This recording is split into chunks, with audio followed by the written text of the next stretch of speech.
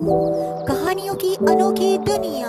Like करें, subscribe करें मेरे चैनल को और ऐसे ही दिलचस्प अनोखी कहानियाँ देखते रहें। मजेदार सी कहानियाँ आपके लिए। आज सरला जी के घर में मेहमानों की भीड़ लगी हुई थी क्योंकि उनके छोटे बेटे रोहन की शादी हुई थी। हमने सुना है आपकी बहू दहेज में सोने का पलंग लाई है। वैसे कहाँ रखा है वो सोने का पलंग? वो बहू के कमरे में ही रखवा दिया हमने। आंटी जी, आपको मेरे दहेज में आया हुआ सोने का पलंग देखना है? क्योंकि उन आंटी को भी वही देखना है। मम्मी जी, मैं इन सबको अपना सोने का पलंग दिखा दूं? हाँ हाँ बहू, क्यों नहीं। ठीक है, तो जिस को भी मेरा दहेज का सोने का पलंग देखना है वो मेरे साथ कमरे में आ जाए। चलो चलो बहू के दहेज का सोने का पलंग देखते हैं। सब औरतें छोटी बहू प्रिया के दहेज में आया सोने का पलंग देखने के लिए उसके कमरे में घुस गई। प्रिया के कमरे में बहुत ही सुंदर सोने का पलंग सजा हुआ था। बहू, तुम्हारा पलंग तो बहुत सुंदर है। हमने तो पहली बार ऐसा सोने का पलंग देखा है। सरला जी के तो भाग्य खुल गए। तुम तो सोने का खजाना लेकर आई हो इस घर में। आंटी जी, ये सब तो मेरे पापा के कारण हुआ है। मेरे पापा का बहुत मन था मेरी शादी में सोने का पलंग देने का। वैसे तो उन्होंने सोने की और भी चीजें दी हैं, पर ये पलंग तो उन्होंने बहुत स्पेशल बनवाया एक माने हुए सुनार से। प्रिया का घमंड उसके चेहरे पर साफ दिखाई दे रहा था। वो अपनी अमीरी का बहुत ज्यादा बखान कर रही। कुछ देर बाद औरतें चली गईं, तब प्रिया की सास उसके पास आई। प्रिया बहू, अपने मुंह से खुद की इतनी तारीफ नहीं करते, लोग नजर लगाते हैं। माँ जी, अब मेरे पापा ने मुझे दहेज में सोने का पलंग दिया है तो बताऊंगी ही ना। इसमें नजर किस बात की लगनी है? अब मैं अमीर खानदान की हूँ तो अपनी अमीरी दिखाने वाली चीजें तो दिखाऊंगी ही ना। हर किसी के दहेज में नहीं आता ऐसा सोने का पलंग। मेरे दहेज में आया है, मैं तो दिखाऊंगी। जैसी तुम्हारी मर्जी, अब मैं क्या ही बोलूं। प्रिया को जब देखो जिससे देखो बस सोने के पलंग के बारे में ही बात करती रहती थी। उसकी ये बात घर में किसी को भी पसंद नहीं आ रही थी। सीमा, मेरे कमरे में झाड़ू आराम से लगाया करो। मेरे सोने के पलंग पर निशान आ गए तो जानती हो कितना महंगा सोने का पलंग है मेरा।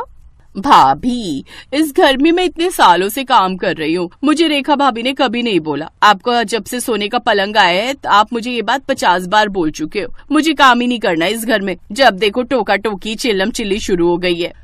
अरे सीमा, क्यों गुस्सा हो रही हो? प्रिया, तुम्हें पता है अगर सीमा काम छोड़कर चली गई तो सारा काम हमें ही करना पड़ेगा। तुम्हारे घर से सोने का पलंग क्या आ गया? तुम तो जिसको देखो उसे ही सुनाती रहती हो। अपने अमीर होने का इतना घमंड मत करो प्रिया, हम भी कोई कम पैसे वाले नहीं हैं। घमंड तो करूंगी भाभी, आपसे ज्यादा दहेज लेकर आई हूँ। आप लकड़ी का पलंग लेकर आए थे, मैं सोने का पलंग लाई हूँ, इसलिए हम दोनों में अंतर तो हमेशा रहेगा। प्रिया मुंह बनाती हुई कमरे में चली गई। उसकी ये बात जेठानी रेखा को बुरी तो लगी, पर वो ज्यादा कुछ नहीं बोली। रेखा बहू, तुम तो समझदार हो। बेकार में अगर प्रिया से बहस हुई तो घर में कलेश हो जाएगा और ये सब मैं बर्दाश्त नहीं कर सकती। तुम इससे ज्यादा बात ही मत करो। प्रिया कमरे में गई तो रोहन उस पर गुस्सा होने लगा। प्रिया, तुम जानती हो मेरी और तुम्हारी लव मैरिज हुई है, पर हर समय अपने सामान और पैसों के बारे में सुनाना क्या अच्छी बात है? ऐसे सब तुम्हें गलत समझेंगे, पर मैं जानता हूँ कि तुम दिल की बहुत अच्छी हो। इस तरह की बातें करना छोड़ दो। रेखा भाभी बहुत अच्छी हैं, उनके साथ प्यार से रहो। तो मैं कौन सा लड़ाई कर रही हूँ? मैंने तो बस अपनी बात रखी। अब मेरे पापा ने इतना महंगा दहेज दिया है, शहर में उनका नाम है, उन्होंने मुझे ये सोने का पलंग दिया है। आज तक किसी के दहेज में सोने का पलंग नहीं गया। मेरी सारी सहेलियों के बीच मेरी वाहवाही हो रही है और कल तो मेरी सहेलियां मुझसे मिलने और मेरा ये सोने का पलंग देखने आ रही है। मैंने कल सबको चाय नाश्ते पर बुलाया है। ठीक है, अच्छी बात है, बुलाना चाहिए, पर प्लीज लड़ाई से दूर रहना। कोई भी बहस ना हो घर में, सबसे प्यार से रहो प्रिया, बस मैं यही चाहता हूँ। अगले दिन प्रिया की सहेलियां उससे मिलने आती हैं। पहले प्रिया उन्हें ड्राइंग रूम में नाश्ता करने के लिए बैठा लेती है। और बता, कैसी कट रही है तेरी मैरिज लाइफ? हाँ, अच्छी तो है। रोहन तो बहुत प्यार करते हैं, पर फैमिली में थोड़ा अंतर है। मैं थोड़े पैसे वाले हाई फाई घर की हूँ, यहाँ ठीक है, बस ये समझ लो। बाकी मेरे पापा ने, तुम्हें पता ही है, बहुत महंगा दहेज दिया है। साथ में मैंने तुम्हें बताया था ना, सोने का पलंग भी दिया पापा ने। तो बस जैसे मैं अपने घर में रहती थी वैसे यहाँ का माहौल मैंने बना ही लिया है। तुम लोग चाय नाश्ता करो, फिर मैं तुम्हें अपना सोने का पलंग दिखाऊंगी। प्रिया, सबके लिए समोसे मंगवाए, तुम सर्व कर दो। रेखा भाभी, मेरी फ्रेंड्स समोसे कम ही खाती हैं। हाँ, समोसे तो हम लोग भाभी कम ही लेते हैं। हम लोग तो पिज्जा पास्ता बर्गर वगैरह ही ज्यादा पसंद करते हैं। अरे तू पहले बताती, हम वही ऑर्डर कर देते। माँ जी, मैंने कर दिया ऑर्डर। मुझे लगा आप लोगों का खर्चा ना हो, इसलिए मैंने अपने अकाउंट से पैसे दे दिए। अरे तूने अपने अकाउंट से पैसे क्यों दिए? रोहन तुझे खर्चा नहीं देता क्या? क्या करें, इतने लोग हैं घर में तो खर्चा भी ज्यादा है, इसलिए मैं रोहन पर अपने खर्चों का दबाव डालती नहीं हूँ। मेरी शादी को 1 महीना हो गया है, मैं तो खुद ही सारा खर्च करती हूँ। अच्छा, मैं तुम्हारे लिए पिज्जा और पेस्ट्री लेकर आती हूँ। प्रिया रसोई में नाश्ता लेने के लिए जाती है। प्रिया की बातों से उसकी सास और जेठानी बहुत गुस्से में थी। प्रिया, हमने तो तुम्हें कभी नहीं कहा कि तुम खर्च करो, ये बात तो गलत है। तुम अपनी सहेलियों के सामने हमारा अपमान कर रही हो। प्रिया कुछ बोली ही नहीं। उसने चुपचाप प्लेट में पिज्जा, पेस्ट्री और बर्गर डाले और अपनी फ्रेंड्स के लिए ले गई। माँ जी, मैं प्रिया का कमरा ठीक कर देती हूँ। आज उसने सीमा से सफाई नहीं करवाई थी। उसकी सहेलियां कमरे में जाएंगी तो उन्हें बुरा लगेगा। रहने दो बहू, अगर तुमने उसके सोने के पलंग को छेड़ा तो बेकार में उल्टा सीधा बोलेगी और मुझे फिर बर्दाश्त नहीं होगा।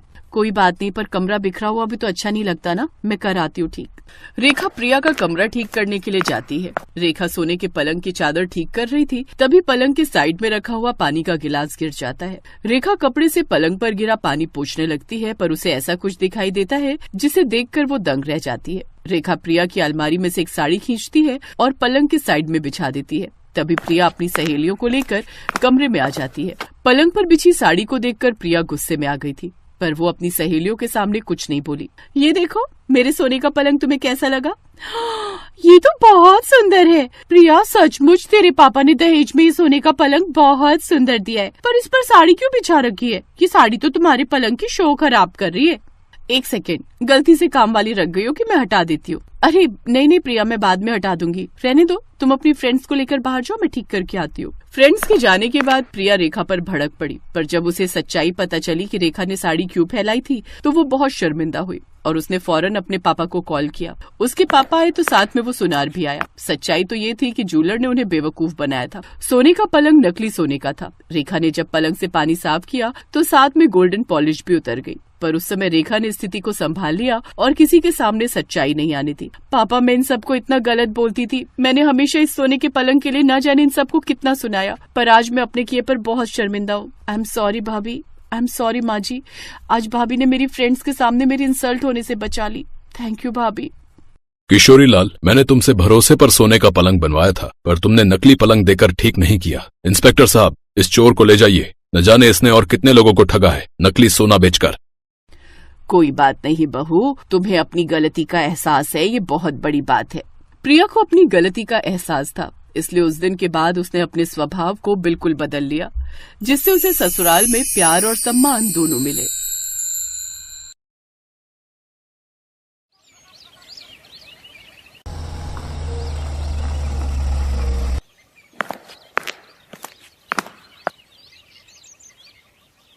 जीती रहे, आखिर तूने कर दिखाया निशा।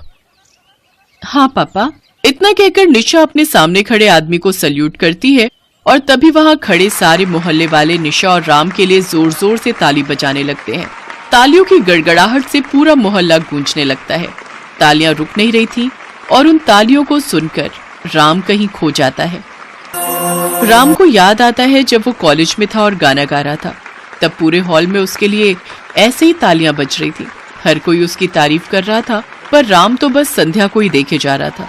ये कहानी है राम, संध्या और निशा की।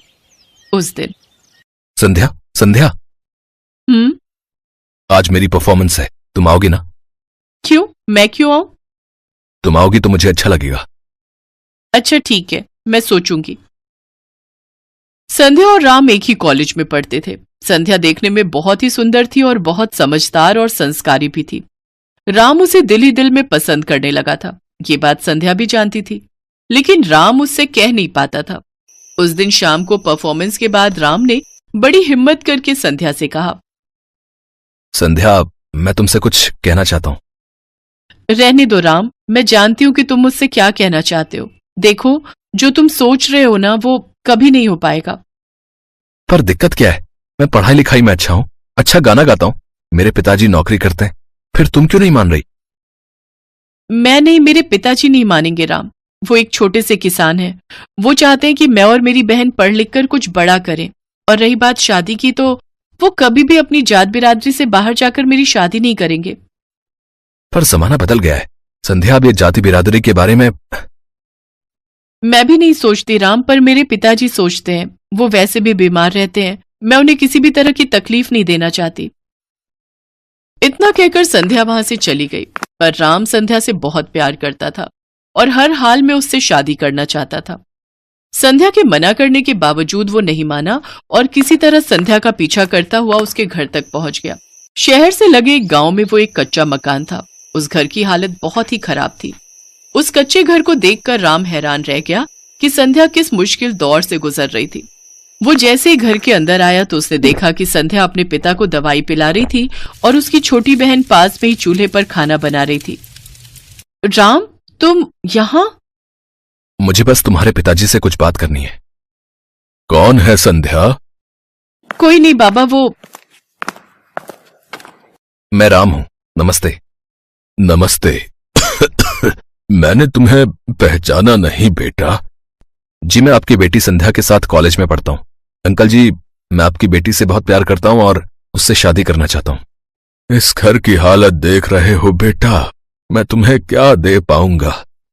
मुझे कुछ नहीं चाहिए, बस संध्या को मेरे साथ भेज दीजिएगा। मैं आपसे वादा करता हूं कि मैं जिंदगी भर उसका ख्याल रखूंगा। मेरा ख्याल तो तुम रख लोगे, पर उसके बाद मेरी छोटी का क्या होगा? वो देखो, वो मेरी छोटी बहन है, अभी स्कूल में पढ़ती है। मैं कॉलेज के बाद काम करने जाती हूँ। जो पैसे कमाती हूँ उसी से पिताजी की दवाई और इस घर का खर्चा चलता है, समझे? इसीलिए मैं तुमसे शादी करने के लिए मना कर रही थी और तुम सीधा मेरे घर चले आए। मेरे हालात ऐसे हैं कि मैं तुमसे क्या किसी से भी शादी नहीं कर सकती। अब हम पर तरस खाओ और चले जाओ यहां से, प्लीज। राम वहां से चला गया। उसकी आंखों में आंसू थे। उसे पता नहीं था कि संध्या इतने बुरे हालात से गुजर रही थी, पर उसने भी ठान ली थी। अगली सुबह वो अपनी मोटरसाइकिल लेकर संध्या के घर पहुंचा और उसे अपने साथ कॉलेज ले गया। शाम को संध्या के पिता के लिए उसने दवाइयां ली और फिर संध्या के साथ उसके घर पहुंचा। उस दिन राम सबके लिए बाहर से खाना लाया था। सबने मिलकर साथ में खाना खाया और फिर संध्या जब अपने काम पर चली गई तो राम उसकी छोटी बहन को पढ़ाने लगा। संध्या की छोटी बहन पढ़ने में बहुत होशियार थी। ये देखकर राम को बहुत अच्छा लगा। उसने हीरालाल के साथ ढेर सारी बातें की और फिर वो वापस अपने घर चला गया। अब तो राम इसी तरह हर रोज संध्या और उसके परिवार का ख्याल रखता। संध्या के साथ साथ उसके पिता और उसकी छोटी बहन भी उसे बहुत पसंद करने लगे थे। सब ठीक चल रहा था, लेकिन फिर एक दिन, राम जल्दी से आओ, बाबा खून की उल्टी कर रहे हैं। तुम चिंता मत करो, मैं अभी आता हूं। राम बाइक से बहुत तेज संध्या के घर पहुंचा। उसने देखा कि हीरालाल की आखिरी सांसें चल रही थी। उसने फौरन एम्बुलेंस बुलाने के लिए अपना फोन निकाला, पर तभी हीरालाल ने कांपते हुए हाथों से उसका हाथ पकड़कर संध्या के हाथ में रख दिया और कहा, अब मेरे पास समय नहीं है बेटा। वादा करो कि मेरी बेटी संध्या को पत्नी के रूप में और मेरी छोटी बेटी निशा को बेटी के रूप में हमेशा खुश रखोगे। मैं वादा करता हूं आपसे। इतना सुनते ही हीरालाल ने उन दोनों के सिर पर हाथ रखा और स्वर्ग से धार गए।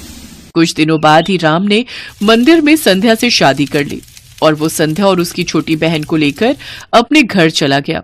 पर बिना दहेज की बहू और दहेज में आई साली देखकर राम के घर वालों ने उसे घर से बाहर कर दिया। तब राम ने एक घर किराए पर लिया और एक नई जिंदगी शुरू की। लेकिन ये सब इतना आसान कहाँ था। पड़ोसी उसे और उसकी पत्नी संध्या को ताने मारने लगे। अरे देखो तो कितनी बेशर्म है ये लड़की, अपने साथ अपनी बहन को भी ले आई। और देखो तो सही, दहेज के नाम पर बस एक साली आई है जनाब की। खैर मजे तो राम के हैं, बीवी के साथ साथ साली भी मिल गई। By one get one offer मिला है इसे तो। राम, संध्या और निशा ने हर बात सुनी, पर उन्होंने किसी को कुछ नहीं कहा। फिर उसी शाम, जीजा जी आप मुझे पढ़ा देंगे? जीजा जी नहीं, आज से तुम मेरी बेटी हो, मुझे पापा कहोगी। मैं आज से तुम्हारा पिता हूं और तुम मेरी बेटी। ये वही पड़ोसी थे जो आज निशा और राम के लिए अब तक तालियां बजा रहे थे। उनकी तालियों में जैसे क्षमा याचना थी जो वो राम और संध्या से मांग रहे थे। तभी संध्या ने राम की तरफ देखकर कहा, आज तुमने अपना हर फर्ज निभा दिया। मैं खुशकिस्मत हूं कि मुझे तुम मिले। नहीं संध्या, मैं खुशकिस्मत हूं जो मुझे तुम जैसी पत्नी और निशा जैसी होनहार बेटी मिली, जिसने मेरा नाम रोशन कर दिया और लोगों के तानों को तालियों में बदल दिया।